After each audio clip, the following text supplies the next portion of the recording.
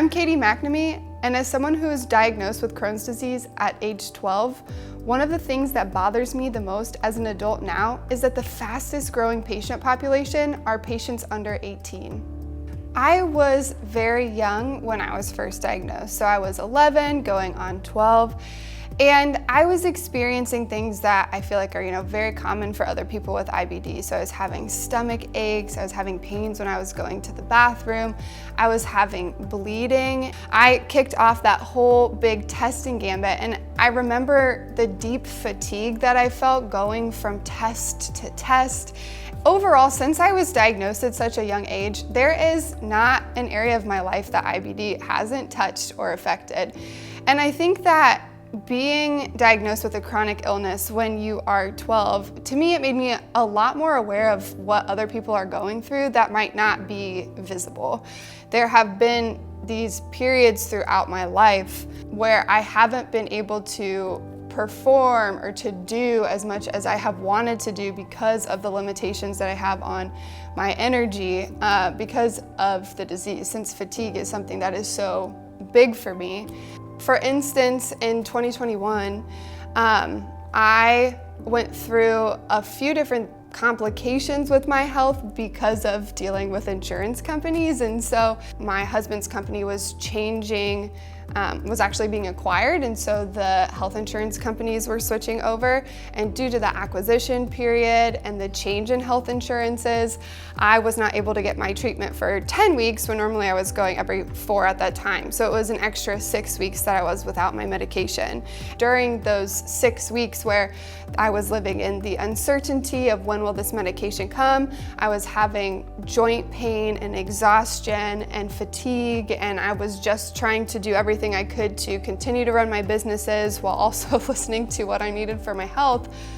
When I feel like you are in these states where your body is so tired that all you can feel is tired, it can be very difficult to do the things you know you need to do to improve your mental health. And so I feel very fortunate to have the support of my family through all of this, of my husband, my friends, a professional networks that I feel comfortable sharing these things with. I feel so passionate about the fact that there should not be stigma around sharing when you have mental health issues, and there shouldn't be stigma around sharing when you're facing, a chronic illness like this. There just should be no shame when it comes to telling your story and having people understand what you need.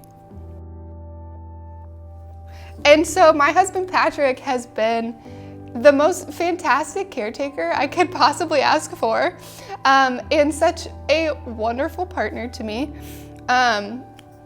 The way that he listens to problems going on, the way that we can laugh about them and have a really good time. I just feel so grateful to have his support in my life. I have such fond memories of time with my mom in the car going from Logansport to Indy to do my doctoring.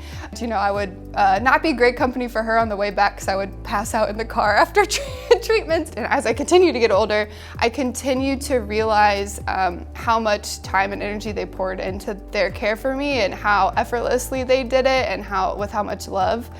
I feel so honored to get to be a part of the Crohn's and Colitis Foundation. It's a no-brainer to me that I would support them, because the fact that there are people out there actively working to improve patients' lives and to craft a better future for people with IBD, I truly just feel lucky that I get to have involvement in it.